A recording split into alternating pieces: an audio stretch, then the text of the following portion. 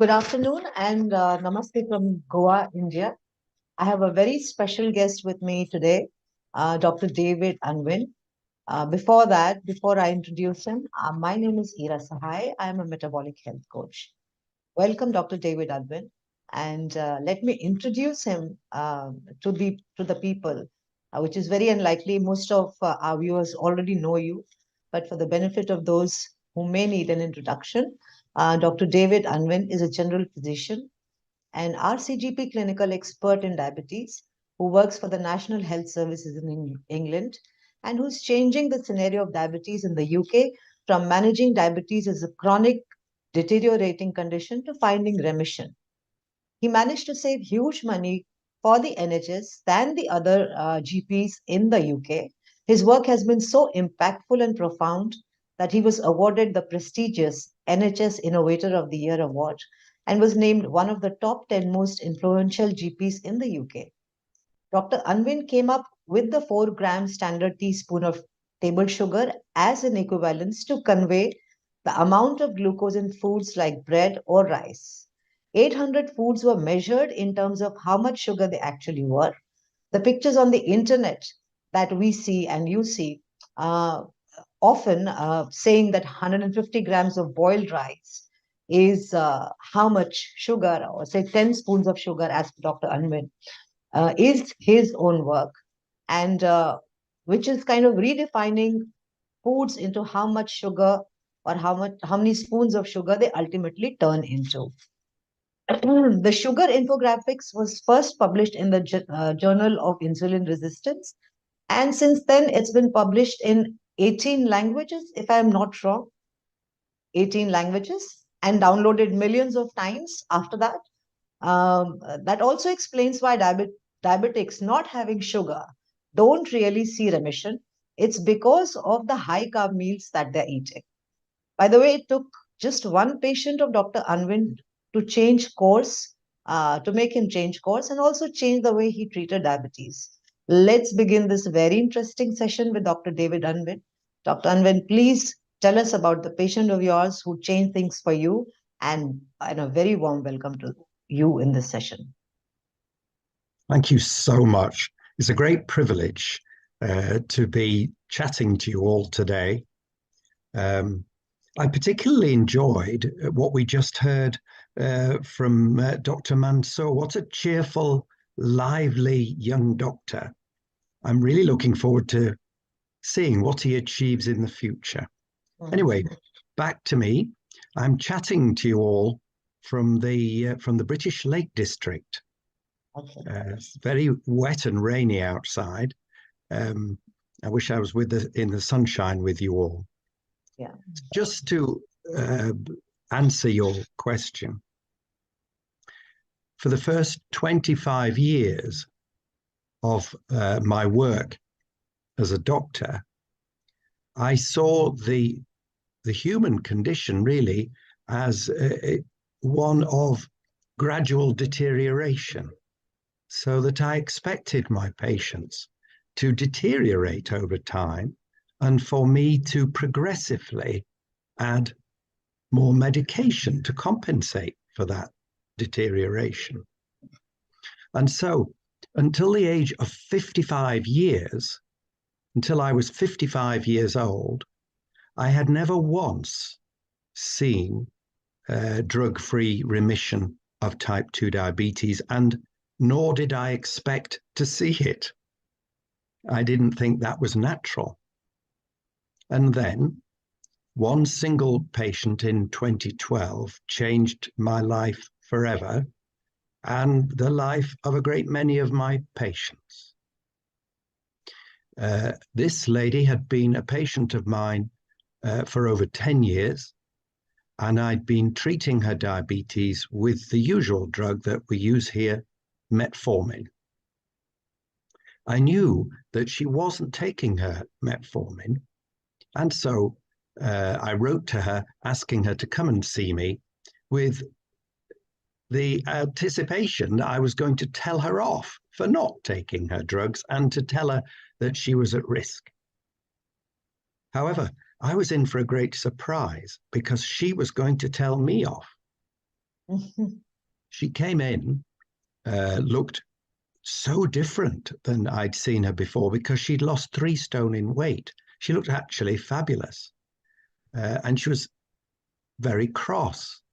She said, Dr. Unwin, when you do my blood tests, you will find that my blood sugars are completely normal. Mm. And yet I haven't been taking your drugs. She said, I wonder if you're actually medically qualified, because in 10 years, you never once told me that rice was sugar, that bread was sugar, and potato was sugar, all of which cause my diabetes to deteriorate. And since I've gone on a low-carb diet, my blood sugars are normal. And the other point was, she said, the medication you gave me had a side effect of diarrhea, which was very embarrassing. And I was too embarrassed to tell you. So I was forced to take a drug for 10 years that caused diarrhea and didn't give me good health. And now I've gone online to discover that thousands and thousands of people are using a low-carb diet, and it's working. But meanwhile, doctors like you are ridiculing the efforts of people who are getting good results. And I expect you're going to ridicule me. And that case changed my life because I realized immediately that I'd missed something very, very important. And such a basic point about starchy carbohydrates turning into sugar. This is schoolboy biology. And I was so ashamed to admit that I had never once thought about bread being sugar. And that's how my journey began, by being curious and fascinated by this one case. And I should now update and say, since that time, I have seen drug-free remission of type 2 diabetes 133 times. This thing that I thought I would never see, I've seen it 133 times, and we're seeing it more and more often. That's incredible. Dr. Anand, I usually see you, and I've seen you in a lot of videos making statements like, and that's very pertinent to me, and I want to know why. Uh, in one of the YouTube podcasts, if I'm not wrong, you said being a doctor is a depressing feeling. Why do you say that, and in what context? Please tell us what makes you say or give such statements, because this is very intriguing to me. Yeah. Yeah, this encapsulates I've been a practicing doctor for 37 years now. When you're a young doctor, you're full of hope and you want to make a difference in the world. That's why most of us became a doctor. And then, as I just described, for the first 25 years, my experience of being a doctor was depressing because I saw the people around me. We have 9,500 patients in my practice, and I saw the people around me deteriorate in terms of their general health, significantly deteriorate, despite every year I was prescribing more and more drugs. And I didn't really see many people whose health improved. Now, we should say that drugs, of course, are very important for infectious disease and many things. But my general experience of medicine was a depressing one because the health of my population, the people I care about, was deteriorating. And if you care about your patients, this is really depressing. On top of which, if my basic aim was to make a difference in my community, it felt as if I was failing because I couldn't see any good results around me. Of course, that was until 2012 when that patient came in. And since then, I've seen astonishing improvements in so many measures of health. But that's to explain why I had previously found medicine to be depressing. And I think that experience is shared by many other doctors around the world. And certainly in the UK, we find that beyond the age of 55, most doctors are trying to retire. They're finding the experience of medicine to be so negative that they're giving up on medicine. So I am now the oldest. I'm 65. I'm the oldest practicing doctor in at least a 50 to 100 mile radius. So many doctors are despairing over the experience of medicine. And yet now I love what I do. It's fun. I go to work with a song in my heart.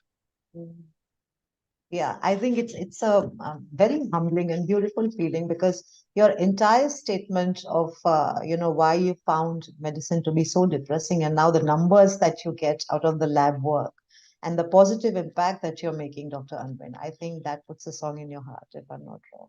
It does. Yeah. It does.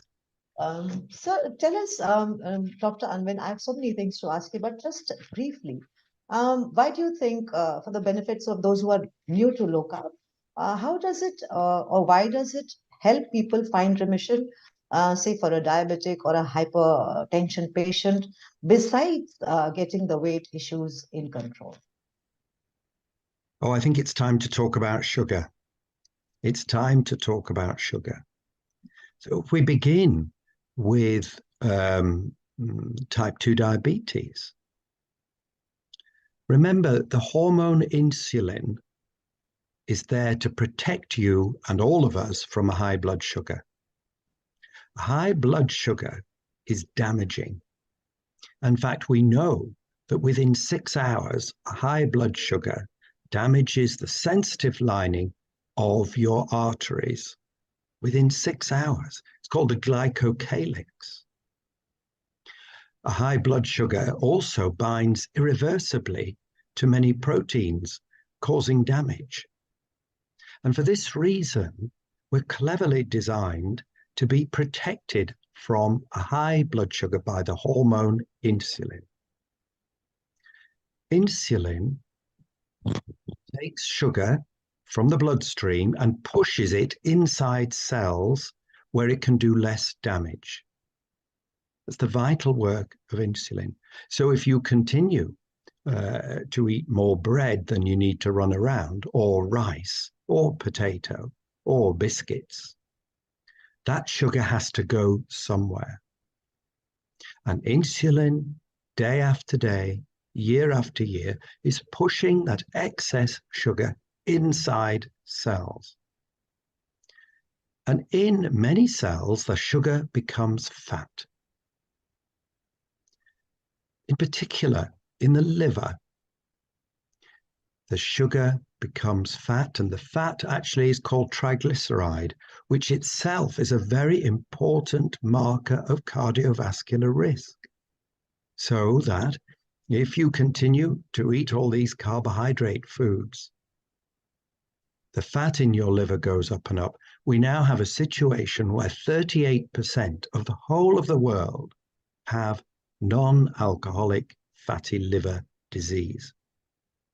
38% of everybody you know, all your friends and relatives, will have non-alcoholic fatty liver disease. The liver is full of fat. A fatty liver interferes with the good work that insulin is trying to do, and you become gradually insulin resistant. My friend, Professor Roy Taylor from Newcastle University, talks about the long silent scream from the liver. This is the 10 years during which your liver is quietly filling with fat. And at that time, your blood sugar may be normal, but actually the triglyceride levels are high and we're increasing cardiovascular risk. At the end of that time, insulin resistance comes in and you're no longer able to manage your blood sugar, which starts to go up because insulin is no longer working, and you are not anymore protected from high blood sugars. And so, if that is the case and you have type 2 diabetes, surely it's basic logic to avoid foods that put up your blood sugar, because you are immediately increasing cardiovascular risk. We know that what kills people with diabetes, the commonest thing is cardiovascular disease. But we also know that a high blood sugar is linked to cancer, directly linked to 8 different cancers. All of this explains why central obesity, having a big tummy, the other place the fat builds up. So having a big tummy is closely linked to 8 types of cancer and type 2 diabetes itself. And I've discovered that actually measuring somebody's waist can be as helpful as doing a lot of expensive drugs. But just back to the basic advice, which is surely it makes sense to eat nutrient-dense foods that do not put up your blood sugar. I believe it's probably as simple as that. And that's not a difficult message. And my patients who are 92 or 12 and everything in between can very easily understand in a 10-minute appointment, which is all I have, the dangers of putting up their blood sugar. And this, I think, is what I hope the people of India can begin to understand, the dangers of a high blood sugar and the logical approach whereby you are looking for what puts up your blood sugar. Oh, Dr. Unwin, why do you think the dietary guidelines given by the associations are not working anymore? The guidelines are telling you, and these are the authorities that are supposed to tell you what to do. And on the other hand, you see a rise in the metabolic epidemics across the world. Why is it not working? And what is wrong with it? What an excellent point. And it reminds me of my own position when I was 55. So I was so annoyed with people with obesity and diabetes because I gave them excellent advice and patient after patient failed. And what's interesting, at that point, I blamed my patients. How annoying they were for not taking my advice. And that's so arrogant. Yes, it was arrogant, wasn't it? But I had missed something here. I had missed the fact that the common denominator for all these terrible results was me. It was my advice. And yet for 25 years, I didn't spot that. Very hard, I think, for the authorities to take responsibility for the disaster that we see around us. So in my own practice, as a young man, we had 57 people with type 2 diabetes in 1986. 57. And in the same population now, I have 630. This is a 10-fold increase in the prevalence of diabetes in a static population. This is a catastrophe. I am signing death certificates on a regular basis because of this. This means, this is replicated across the world. It means skin ulcers. It means amputations. It means a great deal of suffering, a huge amount of suffering.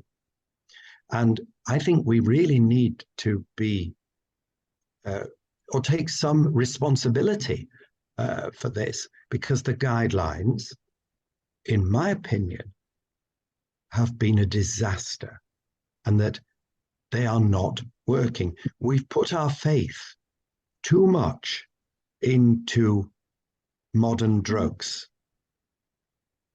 And modern drugs do help get rid of the excess sugar. So that's what you have to do.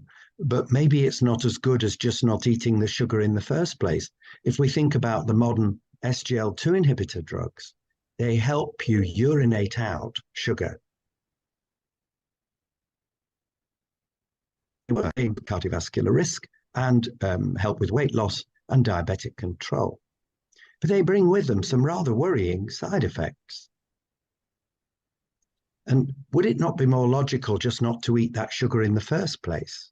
Correct. And you could save a great deal of money, and you may be more effective, because the ability of your kidneys to urinate out sugar is limited to about 100 grams of glucose a day. So if you're eating more than that in terms of glucose, then you've still got a problem. I think it's very hard for healthcare professionals like me to admit that what I have been doing is not working, and that we need to think again. And I think that's why what we actually have around the world is a grassroots revolution of inquisitive, intelligent people on social media experimenting with other approaches. And that's exactly what is happening in India now, a revolution. Very interesting. Dr. Unwin, I want to talk about the sugar infographics towards the end, because I really want to discuss that in detail. I would ask you smaller questions first regarding the myths surrounding low carb diet or a keto diet, as many people still believe it's dangerous, or a carnivore diet, it's dangerous. I want you to briefly touch upon that. Also, is a low carb possible on a vegetarian diet in the Indian context? Because that does mean that you would not be having a lot of times even eggs. So tell us about all that. Okay. So the first thing is, let's talk about cardiovascular risk. So of course, if you're going to, so there are 3 macronutrients. You've got carbohydrate, you've got protein, and you've got fats. So if you reduce carbohydrate, you're very likely going to increase something else.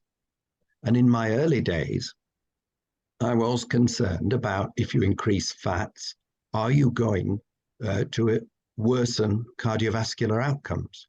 Correct.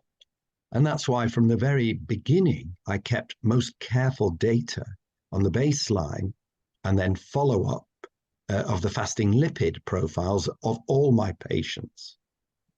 And we've published this in the British Medical Journal Nutrition on 2 occasions. The most recent paper was published this January. I wrote the paper with Professor Roy Taylor. And what's interesting is we demonstrated that every single measure of cardiovascular risk improved in my patients who were low carb. Every single measure. So that is cholesterol, cholesterol HDL ratio, HDL cholesterol, triglyceride, systolic and diastolic blood pressure. Everything improved. And in fact, there is an enormous meta-analysis from Liverpool University, which showed exactly the same. Many studies around the world have shown improved cardiovascular risk on a low-carb diet. Now, the second thing is, you might be going to increase your protein intake. Dr. Mansour talked about that.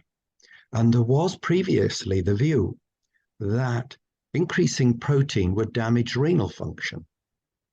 So again, I got together with a professor of nephrology, Professor Wong, and we looked at all the data over 10 years in my patients and published that as well.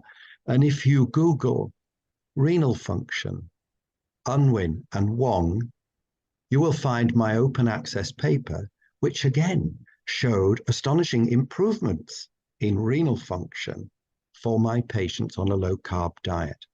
And it also reviewed the evidence for dietary protein and damage to renal function, most of which turned out to be dogma or poor quality studies based on animals only, not humans. So I'd say have a look at that. So I have shown in my own work that cardiovascular risk and renal function can both improve on a low-carb diet, and that my patients see dramatic, statistically relevant improvements in everything I'm able to measure, work that's been replicated by many other clinicians. So I'm not concerned. I was concerned, and in the early days, I faced a great deal of prejudice, as Dr. Mansour has, where I was shouted at in public and ridiculed. The answer to that, I'd say to all the clinicians, is collect data, because data is power. And it's very difficult for people to ridicule you if you have quality data. And then if you publish it, it's a lot of bother, but it's really worth it because it makes you safer. And now we come to a number of questions, Ira. The next one, I think, was the vegetarian question. I thought Dr. Mansour answered that very well, and his knowledge of Asian diets is better than mine. I actually used the DLife India website because on it are such delicious recipes to solve this exact problem. But speaking generally, I'm emphasizing perhaps the idea of using gram flour instead of wheat flour. So gram flour has about 1/4 of the sugar of wheat flour and more protein. I'm also emphasizing the use of ghee. And in fact, my wife, ghee is quite expensive, but my wife makes it every week herself. And homemade ghee is better than what we buy. I'm emphasizing the role of green leafy vegetables. I'm emphasizing that people think about protein, just as Dr. Mansour was saying. And I have plenty of patients who are vegetarian who manage this quite well. And some of them are, of course, in the UK, a great many people have come from Asia. So I do have patients from India.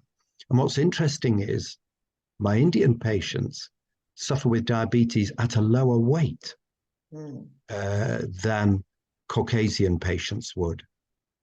And so actually increased vigilance is necessary for Asian patients, particularly if they're starting to get a big tummy.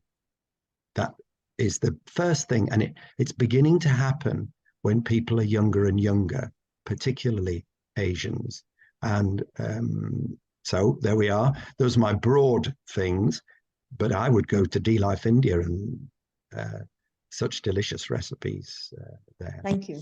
Dr. Unwin, what are your views on statements or beliefs that say meat is bad and saturated fats are bad for heart conditions or even in diabetes, or eggs are bad, especially with yolk? So these are the common dietary myths. Yeah. Well, they are, aren't they? The first thing is it's been generally and internationally accepted since I think about 2016 that dietary cholesterol has no influence on blood cholesterol. And this is why the subject of eggs has been so confusing, where I remember telling patients you could have eggs maybe 2 a week as a treat. And yet, when my patients gave up eggs and cheese and butter, and they said, right, Dr. Unwin, I've given up all the foods I enjoy for you. I can't wait to hear how my blood results are. And time after time, my heart was breaking because the blood results were no better. And this is because there is no link between dietary cholesterol and serum cholesterol. This is because cholesterol is necessary for life. It forms most of your brain and also an important part of cell membranes. And so, if you don't eat enough cholesterol, your liver can manufacture cholesterol.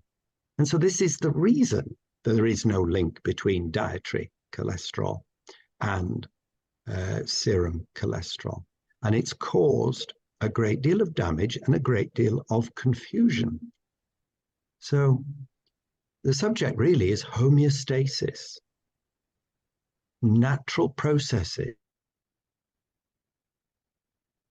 have checks and balance, so that if you eat too much cholesterol, your body will use it as fuel or get rid of it. If you don't eat enough cholesterol, your body will manufacture more.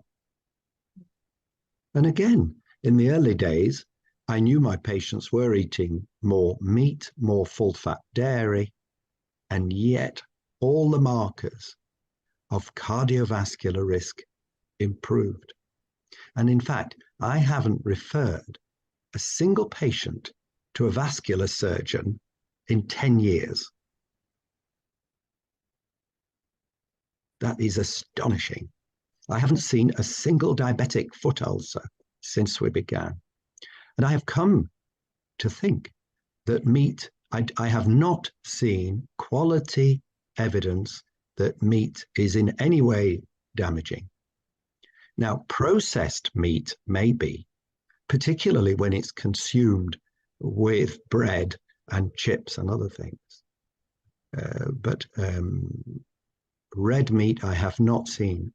I don't think we've got time, but if any of the listeners want to go into this in more detail, the point is to do with the evidence from epidemiology. Epidemiology is most of the studies that have linked meat with poor outcomes. But epidemiology cannot ever tell us about causation, only associations. So it's a bit like rich people drive Mercedes motor cars. So there's an association between rich people and Mercedes motor cars. Rich people also live longer. But that doesn't mean that buying a Mercedes motor car means you're going to live longer. There's an association between owning a Mercedes and living longer, but no causation. And epidemiology, nutritional epidemiology, is the root of a great deal of confusion. And I have never seen an RCT which has convinced me that meat is dangerous, nor have I seen a single case of somebody who eats a lot of meat causing diabetes. So I have patients who are on the carnivore diet. They only eat meat. And without exception, their diabetic control has improved. So I personally am not convinced about the link between meat and poor health or diabetes, because I haven't seen it, and I have thousands of patients.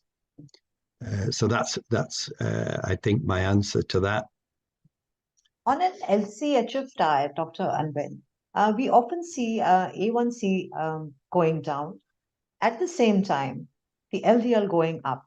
And I've had people worried about this. Could you explain the concept and how they should be people should be looking at it? Yes, right. That's an excellent question. Let's talk about risk.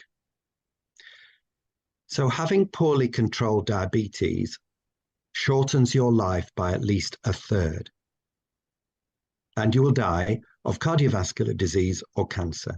So in terms of risk, poorly controlled diabetes is huge, very, very powerful. In terms of risk, an isolated raised LDL makes very little difference. It's a small risk factor, but it's only one risk factor of many, and a weak one at that. So when we're looking at patients, we can't just look at one risk factor. We should look at blood pressure, triglyceride, HDL, LDL, smoking, weight, and most importantly of all, blood sugar. So most of my patients will improve blood pressure, triglyceride, HDL, weight, and blood sugar. And some of them might increase their LDL a little, but if it's only one risk factor in 10, and a weak risk factor at that, we have to look at the balance of all the risk factors. That's what doctors are for, is to look at the overall risk factors for the patient in front of you. And in general, what I'm seeing is a spectacular improvement in cardiovascular risk, but also improvement in the risk of cancer, because we know that diabetes brings with it the risk of 8 different cancers. And so to concentrate on one small risk factor is to forget about the complexity of human beings. Dr. Unwin, tell us about your low carb studies publication of it. Oh, well, of course, I'm showing off now. Yeah, I'm please. showing off. So this is because, so in the early days, because of the fact that I received hate mail and because I was shouted at in public, I learned that I needed to collect data. And in fact, that people were making reasonable questions. So I collected baseline data and latest follow-up data. The results were so astonishing, I wondered if it could be true, because the results were so amazing. And I emailed 20 famous professors to say, am I a fraud? What should I do with these results? And I was very lucky. Just one professor emailed me back, and that's Professor Roy Taylor from Newcastle University, arguably one of the most famous professors in diabetes in the world. And he said, your work is valid and very important. And he got the first paper published for me, I think in about 2015. Since then, I have learned a great deal about publishing because it's important. And again, I'd say to the low-carb doctors in Asia, this is so important to publish your work, audit what you do and publish, because this is how we can convince the world. My evidence for how important it is, and part of showing off, is that my latest paper, the one in BMJ Nutrition, is the most popular paper that journal has ever published. Wow. So that is really incredible and astonishing that the work of Mr. Nobody from Nowhere, a GP from the north of England, should be the basis of the most popular paper they have ever published. This is based on a thing called the altmetric score, which is how often the paper is read. The international low-carb community is very powerful and very large. And they can drive altmetric scores because people are reading my paper. The thing is, write a paper in a way that perhaps educated but non-professional people can understand. And then the altmetrics go up. And then what will happen, I get 5 to 10 invitations per day to write more papers. So we've gone from, in the beginning, I had great difficulty getting my papers published, great difficulty. But now editors are writing to me 5 or 10 a day saying, please, can I have your next paper? And that is just shows the power of the international low-carb community. The more we gather together, the more powerful we are. We've got shared goals all over the world. I have friends doing good work. And each of us is very committed and very energetic because we're doing this not to get rich, but because we can. And for that reason, we count. I think each one of us counts for about 10 ordinary people because we put so much energy into trying to improve the world. Ira, I've just remembered I didn't answer one of your questions, which I should, shouldn't I? The teaspoon of sugar equivalents never got answered. I was coming to that. Were I you? wanted to spend some time on that because that's so significant. I never knew that came from you, Dr. Unwin. As any internet user, I was going to that for reference so many times. And yet when I started researching on you and, getting to know more about you, I discovered it was you who put it out there for us so simply that actually it made, at least for me, so simple to understand that this is not rice, not just rice, but this is actually sugar that's turning into my body. So Coming to the sugar infographics, how did you think about it? It is path-breaking work. It has changed the lives of so many people around. How did you come up with this idea? Here, you're very, very kind. And how did it happen? Right. So I, after that lady who said to me, Dr. Unwin, you know, you really need to understand that starchy food turns into sugar. I became interested in the glycemic index, which is the basis of the low GI diet. And I became interested from that in the glycemic load. And for a year, I tried to convince other doctors and my patients about the benefit of understanding the glycemic load. Because you see, different carbohydrates vary in how sugary they are. Correct. And I didn't really realize that. And this is very important information if you have type 2 diabetes, because, say, the sugar in cornflakes is much worse than the sugar in a mango, for instance. So this matters. And so I found I was explaining the glycemic load to a great many people, but in a 10-minute appointment, which is all I have, explaining the glycemic load takes time. And I realized, well, in fact, let's be honest, it was one of my patients who said, David, I know this is important, but actually it's complicated and you are confusing doctors and confusing the patients. Please stop it because you're causing confusion. Why don't you go away and come up with something that our patients can understand? And I realized that the points of confusion were two. Number one, the glycemic load gives you an idea of how much glucose there is in rice or potatoes or so on. And my patients don't cook with glucose, so I was confusing them by talking about glucose. Correct. Number two, in the UK, we have the imperial system of weights, so we don't weigh in grams. So to my patients, 25 grams means nothing. They have no idea what that means.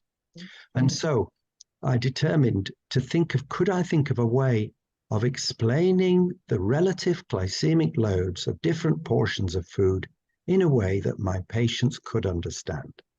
And I came up with the idea of 4-gram teaspoons of sugar. So a 4-gram teaspoon of sugar has actually a glycemic load, and you can divide that into the glycemic load of other portions of food. And from that calculation, you will get a teaspoon of sugar equivalent. And that is how I can tell you that 150 grams of boiled rice is equivalent in terms of what it will do to your blood sugar of 10 4-gram teaspoons of sugar. Or a banana is about 6 teaspoons of sugar. A small slice of bread is 3 teaspoons of sugar. I knew that people would not take me seriously with this, so I went to Dr. Jeffrey Leavesey, who was one of the original experts on the glycemic load.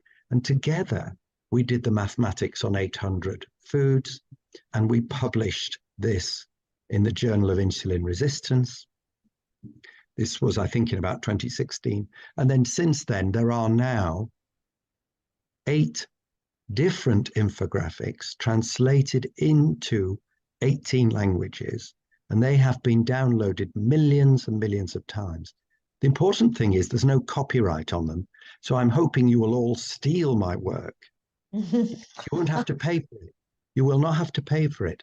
And this is the way that any of the listeners can get it.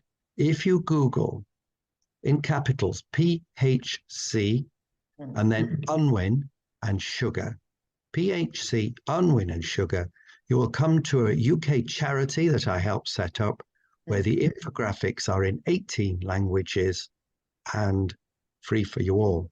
If you require a different language and one of you is clever enough to translate, then please contact me and I would be, maybe we'll get to more than 18 languages. There you go. That's the teaspoon of sugar equivalent. Such You were so kind about it. Thank you. It is so amazing, Dr. Unwin. It completely changed my perspective of understanding foods in terms of sugar. And amazing. I think it's helped so many millions of people already. It's amazing work. What are your views, Dr. Unwin, on when people say grains are okay for diabetics or fruits are okay for diabetics? Right. Well, of course, we come back there to the glycemic load very neatly. Mm. So if we just go back to what I said at the beginning, which was that it is a high blood sugar that does damage if you have diabetes, and therefore avoiding a high blood sugar is the logical first step. You then become interested in what foods put up your blood sugar. And this is where we come to the glycemic load. So if we're thinking of fruits, raspberries or strawberries will put up your blood sugar far less than mangoes and bananas. This is to do with photosynthesis. So the longer photosynthesis is where plants combine carbon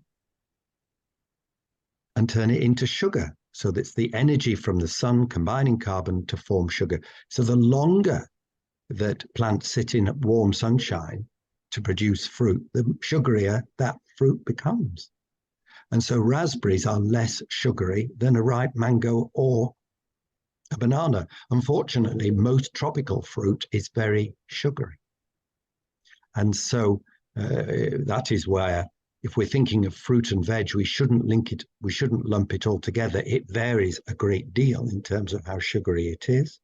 And in general, green leafy veg is so much better and puts your blood sugar up very little. And so there are infographics that look at green veg, infographics that look at different fruits to help people understand the glycemic consequences of their dietary choices. Thank you. Before we have, I think, 10 minutes left, and I would be calling Shashi and Anup in a bit. But Dr. Unwin, tell me if this all begins with insulin resistance. And why are doctors not talking about insulin resistance at all? Gosh, what's an interesting question. Why are doctors not talking about insulin resistance? Absolutely. I think this is most interesting. Most doctors think of themselves as scientists. I have begun to suspect that many of us are not scientists, that we're not really thinking about the true causes of illness. And certainly I lacked curiosity about the true cause of diabetes, because my paradigm was one of what tests would I do and what drugs would I give you. And so that for me in 2012,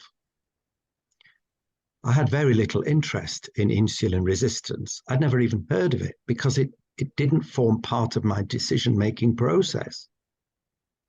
And it's only later that I've been really curious to swim upstream of the diseases of modern man that I find that insulin resistance is utterly central and key to so many illnesses.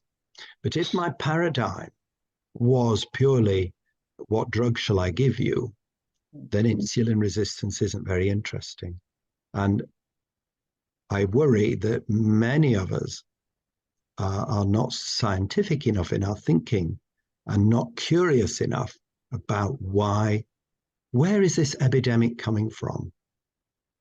It cannot be genetic, can it? If I've got a 9 or 10-fold increase in diabetes in my own practice, this cannot be a genetic change. It's something environmental. And that same environmental thing I see in every continent of the world that I travel to. I see this epidemic. And it's environmental, and I believe it's what we're eating. And I think an understanding of insulin resistance is key to helping humanity with this pandemic. of diabetes and all of the other things that insulin resistance leads to. I think you just mentioned a while back about translating the sugar infographics into any of the languages if anybody wanted to do that. Infographics. Yes. So I think we would want to do that in Hindi as well, and as many languages, Indian languages as possible at DLife. And I'm sure Shashi and Anup would agree to that. I would take them Great. on the screen right now. Can we have Shashi and Anup on the screen, please? Yes, there they are.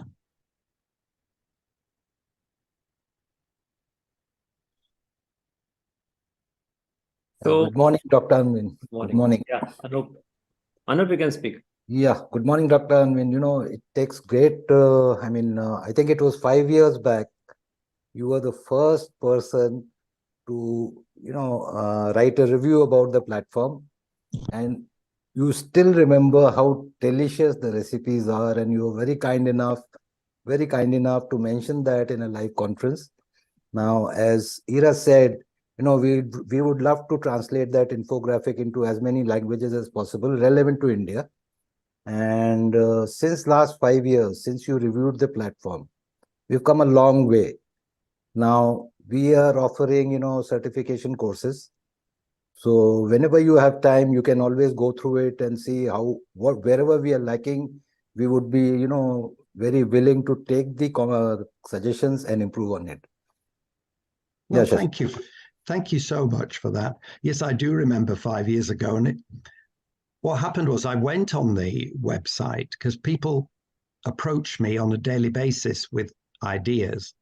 What impressed me was the actual quality of the recipes and that they were really tasty, which at the end of the day, I don't want people to suffer. I want them to enjoy nutrient-dense food that doesn't put up your blood sugar. And you have addressed exactly that. On the teaspoon of sugar equivalent thing, what I would say is have a look. So Google PHC, Unwin and sugar. Have a look at the languages that are there. And from your point of view, from the point of view of India, have a look at which languages would be useful to your clients. And I'm sure you have the expertise to translate them. So I would be delighted to cooperate with that. It's not a problem at all. Yes, sure, we'll do that. Great. We'll take a lead in this and we'll get it converted into a few popular languages or as many as possible. And Dr. Unwin, I wanted to really thank you from the bottom of my heart for accepting to come for this event. I still recall 3 years back when we had a podcast with you. I recall telling you that one day we are going to do this first ever event of India. And then that time you told that you are very keen and please tell me as soon as you arrange this program. And let me tell you, the moment I sent a mail, you were the first doctor to immediately respond. Not only did you say yes, but you fixed up the timing also. Yeah, you're so welcome. Could you tell me what is the thing that you are most proud of in your organization? I'm interested to know. What do you think is the best marker of your progress in Asia? Shashi, I think you can take this up. No, what exactly? I couldn't understand.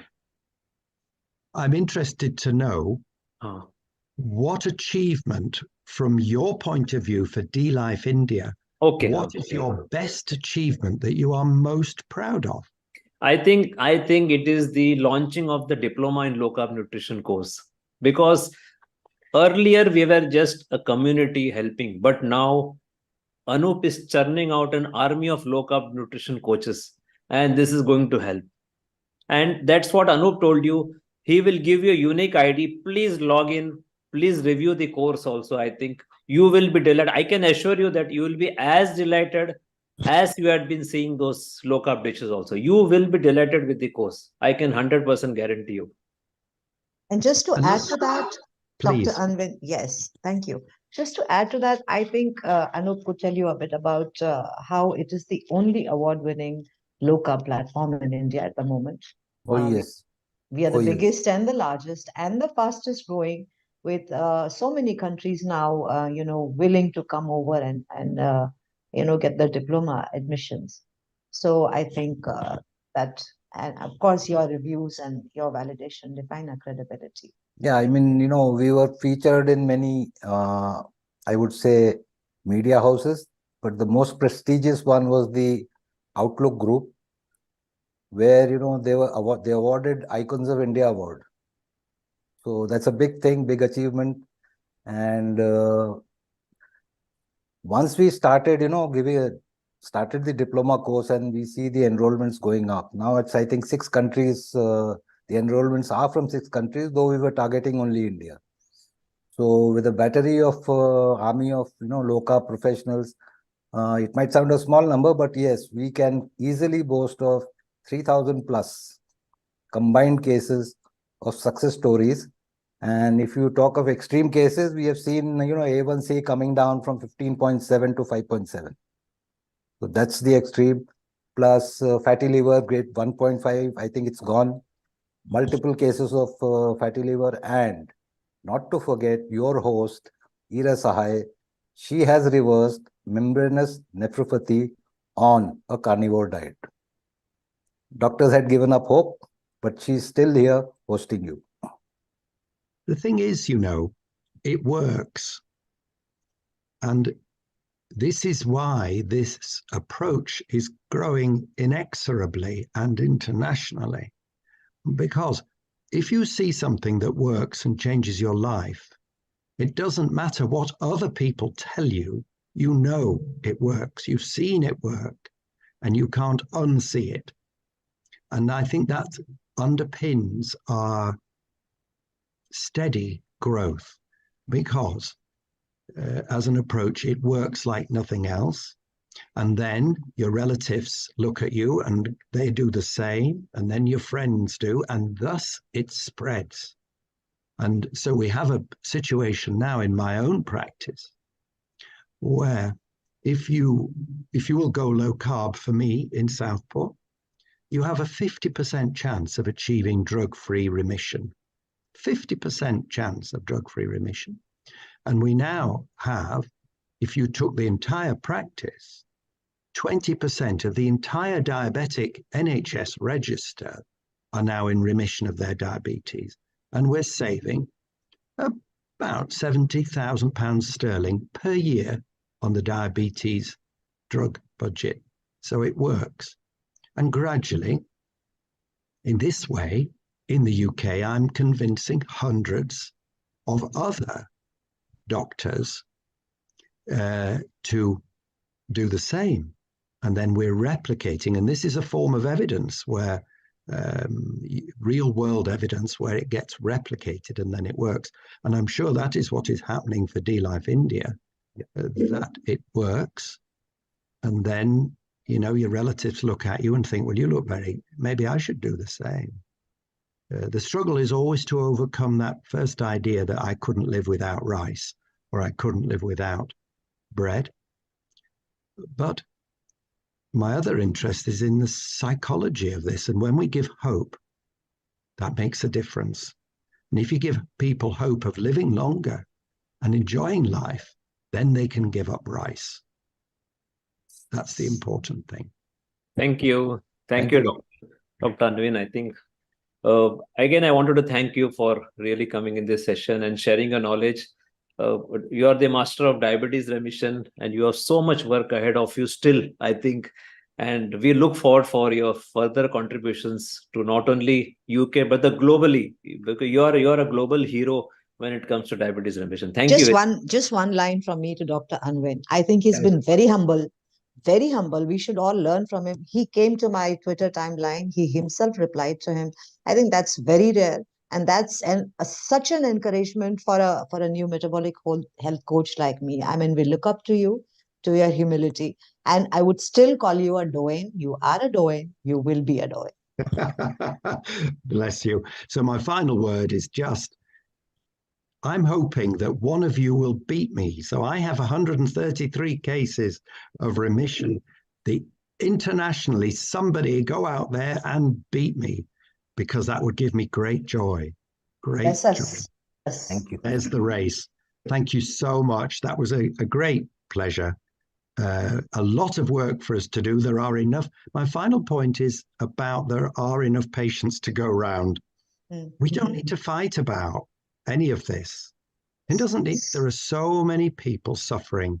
There are enough patients to go around, and we should try and cooperate really around the world. I'm going to go now because I think the next speaker is waiting and it's rude to take up more time. Goodbye, and thank you all so much. Thank you.